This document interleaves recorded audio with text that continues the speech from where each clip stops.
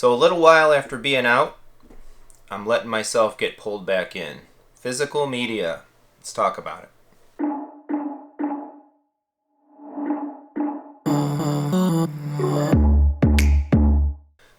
So my roadmap for content has been a decade-long endeavor in terms of serving content to a nice audio-video system, a dedicated home theater space. Back many years ago, of course, we had discs, and discs were fine. I had shelves of discs, I had boxes of discs, and so on. And then along the way, we were able to take the bits off of those discs and start loading them onto locally managed servers, local NASAs for quick access, and nice movie walls and Plex and all that stuff came along. So over the course of several years, I got pretty deep into that stuff, and I would say I was an expert level with it. I'm not saying that to be cocky or overconfident, but I did a lot. I did everything you could imagine. I ripped all my discs. I know about ISOs. I know about folder structures. I encoded everything to MP4s. I ripped it all again and threw that away. And then I did MKVs and understand the ins and outs of what the different logistics of ripping to different formats and structures are, what it takes to present them, across different devices and play them. And the mistake that I realized I was making all along is that more and more I felt that was a dead end road, and I was spending way too much time doing it, quite honestly. To process a disc, particularly if you want to do an MKV and you don't just want to take the full disc with menus, brings in a lot of effort that I don't think even people doing it fully realize or understand, quite honestly, to get it right. When you deal with things like obfuscated playlists and making sure you end up with the right subtitles in your file, because it can get so complex. And then you have to worry about, the latest copy protection schemas, and it took a little while before 4K discs were even rippable. And then AACS 2.1 came along, and was that going to be the end of being able to pull content off of discs? And will 4K discs be the last home physical format medium? I kind of think that that's probably the case. So while there's a lot of merits and some interesting fun to be had in setting up your own servers and pulling your media off of your physical discs and so on, I think there's also a lot of pitfalls to it. There's a lot of costs, not just monetary, but costs that people don't fully understand.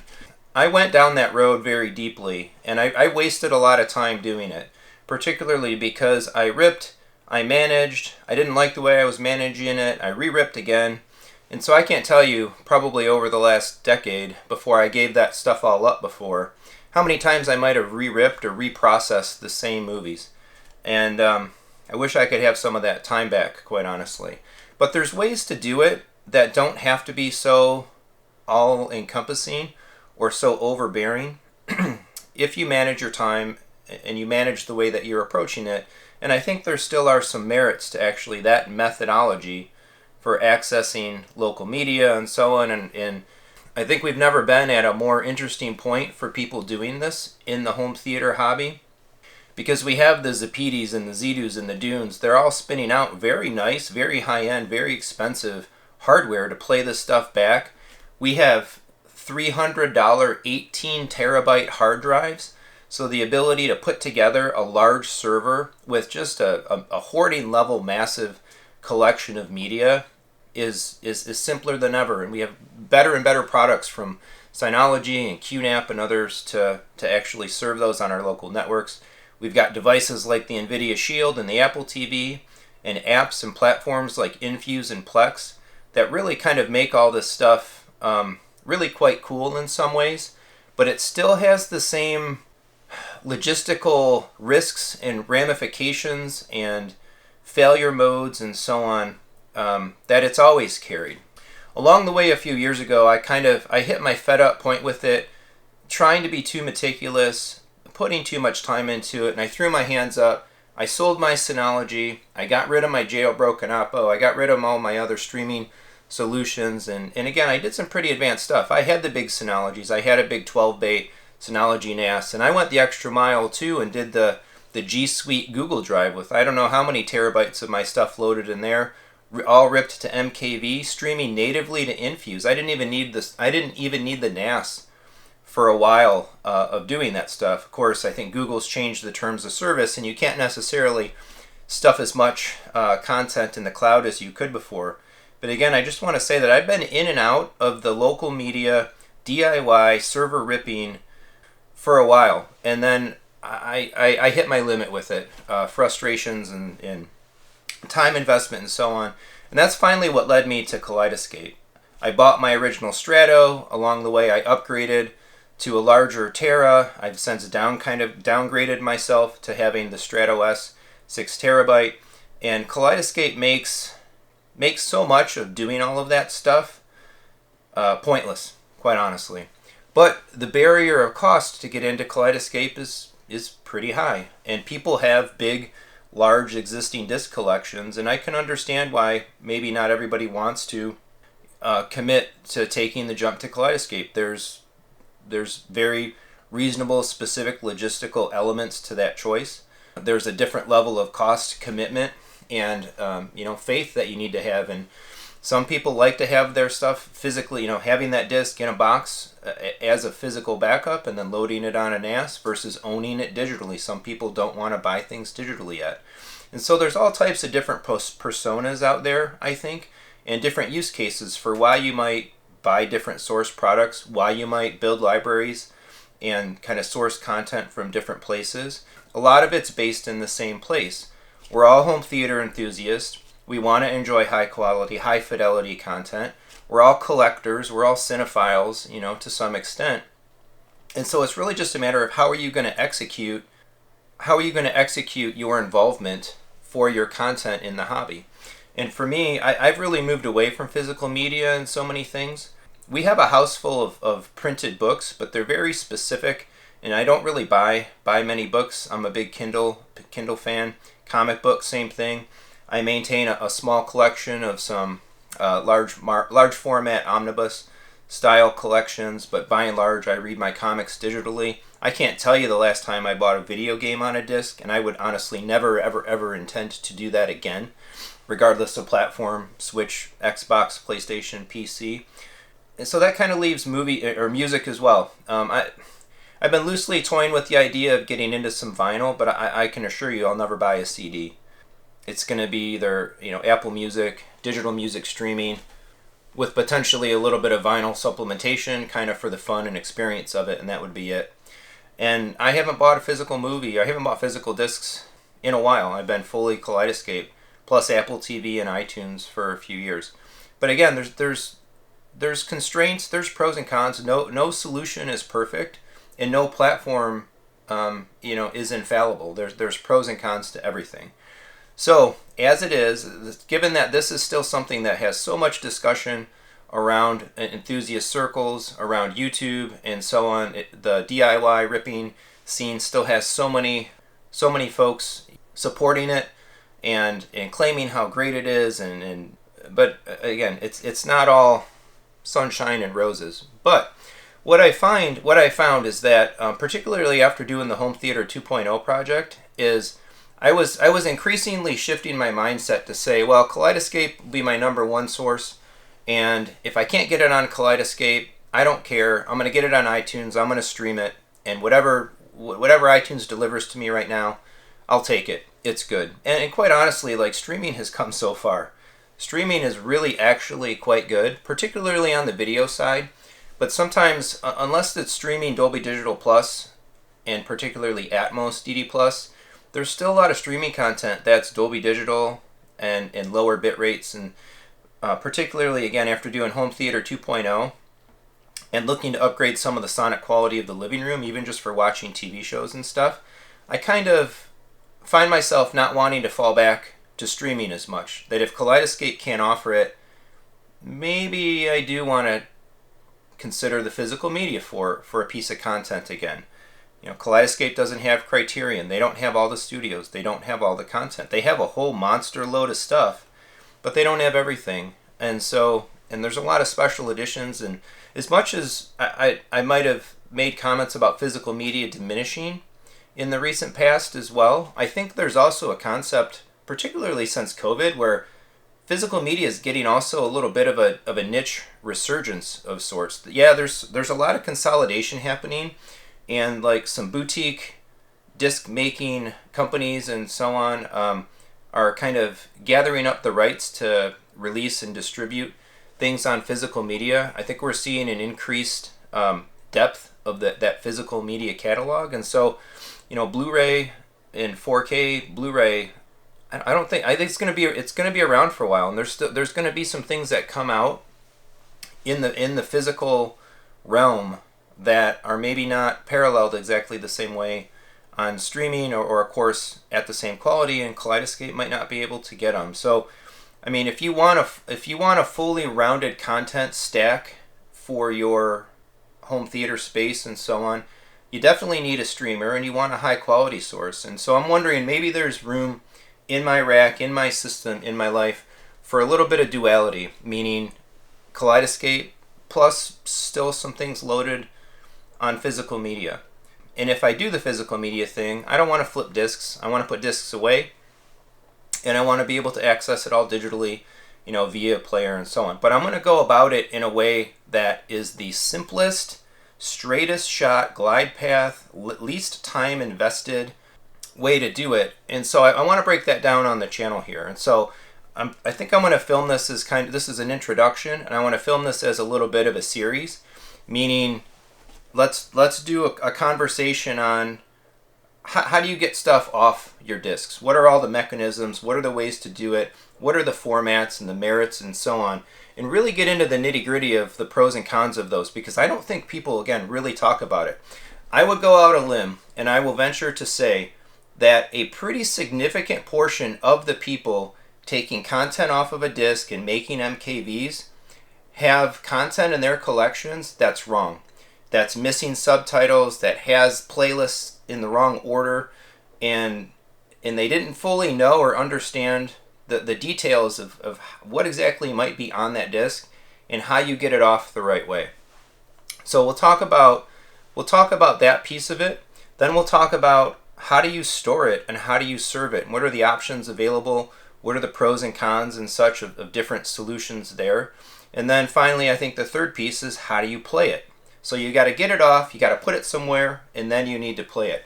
And there's some very distinct differences between options available to play stuff, from things like a Shield or an Apple TV to other Blu-ray players that are able to play content over a local network, to the big rush of streamer boxes that we've seen. Again, the Zappitis, the Dunes, and the Zdoos, and so on. So I made a couple purchases, and here's the first one, just arrived. This is a Synology DS1821 Plus. It's an 8-bay NAS. I kind of needed this a little bit anyway. Last year I bought a DS220 Plus, just a 2-drive unit, and I've got two 12-terabyte drives in it in a mirrored configuration. And there's a little bit of media on there, not a whole lot, but quite honestly, I needed that NAS for our personal use regardless. I wanted to have a full local backup servable to all of our computers of all of our various OneDrives, because that's where like our family photos and our videos and all of that stuff lives. So from a backup perspective, I didn't want that only in the cloud. I want a local copy as well. And then I'm generating a lot of files for the channel. So all the videos that I record, my projects to edit and generate the videos that I actually publish, and so on, I'm into the terabyte range of that stuff already. So I'm better than half full on the drives that are sitting in the DS220. So I figured, why not go a little bigger on the NAS? Actually, at some point in time, I also want to add cameras to our house. That's going to need some kind of a camera DVR, and Synology has their surveillance station. So I think a bigger Synology makes a lot of sense, and I didn't find as much risk potentially in buying this. Even if after filming these videos and trying to do a little bit of physical media again and a little bit of local network serving and playback, I flame out on it and say, screw this, I'm throwing my hands up, I'm done, and go spend another $1,000 in the Kaleidescape digital store, the Synology will still stay. This was plenty big of a NAS that I can make use of it for a number of things going forward. and it gets me the extra capacity that I was probably going to be looking for anyway, beyond the DS220. Now, if I move past the physical media and segue in and out of it really quick, do I need an 8-bay NAS? Well, probably not. I could have maybe got the 5-bay, or they actually make a 6-bay, but I don't know. This was $1,000. The 6-bay is like 900, and the 5-bay isn't too much cheaper than that, I think. So I figure I'll get this. This will last a long time, regardless of how I end up using it. And if I end up with a whole bunch of content loaded on here, well, then I've got some capacity to do it. I thought about the 12-bay, but I think that's too much. And there's some specific reasons why I think 8-bay is the sweet spot in the Synology product range. I don't want to get too much into that now. This is meant to be an introductory video, but I will go into those in the second of the 3-part series when I talk about making your storage choices and so on. So I am going to get this thing opened up here. I'll do a separate unboxing on it and a more deliberate overview. Get it hooked up, get it set up, get it running, because I need to pull the 220 out and get this for my personal YouTube and other needs, and then it'll be set for the it'll be set for some physical media as well. So I'm going to take those two 12 terabyte drives out of the 220, and I actually bought a single 18 terabyte drive. So I'm going to start the array here with basically those 3 drives, 18 plus 24 capacity. So that's box number 1. And another box. Here's an Oppo 203. So for my purposes, setting up some physical media again, and again, keeping it less committal and managed in terms of the amount of complexity and time I want to put on it, my focus is going to be on ripping ISOs only. I want that full disk. I want reliable playback. I want menu-based playback. I'm not going to do MKVs. I'll talk all about why and so on. Again, I know about all that stuff, but my choices right now, to me, this makes the most sense. Full disk backup, ISO file backup, and amongst the choices you have in players, a jailbroken Oppo is still, I think, kind of the premier option. I had this. This is the third Oppo 203 I had. I think I bought one, got out, bought one again, got out, and now buying it for the 3rd time. Should have just kept the one I bought at original MSRP all along the way. But I picked this up off of somebody that had barely used it. It's not brand new, sealed in box. I don't want to pay that kind of money, but it's very lightly used, and everything is in there. I don't think I need to do an unboxing video for a device that came out 6 years ago. And if you're in this enthusiast space, I think you kind of know what Oppo is all about. But I will talk about in more detail again in the coming series, like, why did I choose this? Why this versus a Zappiti, and kind of the merits. And again, the pros and cons, because it's not all pros. There's definitely cons to using this to play back local media, locally ripped physical media. But there's pros as well. Nothing in this DIY, personally served media space is perfect by any means. Nothing is perfect. There's only trade-offs involved in pros and cons, and you kind of pick the thing that meets what your specific needs and goals are the most, and go forward with that. So hopefully this coming series will shed a lot of real light again on the whole idea of doing this stuff, what's entailed with it. I'm hoping that maybe for some folks it might reaffirm that, okay, yeah, I understand this whole concept of ripping media and serving it locally a little bit better, and you're all in. You're gonna go ahead. You're gonna do it. Hopefully, I'll also send some folks away, because again, it's a slippery slope, and there's a lot of pitfalls. And so, honestly, I don't think it's for everybody. I think a lot of people might have started down this path that are not best served potentially by doing it. That's my plan, and that's my hope for the coming videos. So in this video, I recommend, if you have questions, if you have something that you want to make sure that I touch on about, again, ripping, storing, serving, handling physical media in a locally served local network environment, post in the comments so that I can see them, and I can bring your questions, and I can bring your thoughts into the other videos that are coming up, and then of course I can happily answer any questions about this as well. I've got the buzzing feeling in the back of my head, very much so, that I'm making a major mistake, but hopefully my mistake gives you the ability to not make one too. And if in a couple months or whatever, or a few weeks, I throw my hands up at this and I jettison all this stuff, well, at least I've got a bigger NAS. I'll find some other reasons to use it. I'm sure I can resell this Oppo and get the money that I put back into it, and all I'm out is a little bit of time, but time that I've converted into hopefully some value for you folks out there. So that's it. We'll see what happens with this, and capture all of my new learnings and perspective on it along the way. So please like and subscribe. If you'd like to support the channel, hit the bell for notifications. Look down in the description below. I think lots of interesting content coming out of this re-exploration of physical media and ripping and serving it locally. As always, thanks for watching.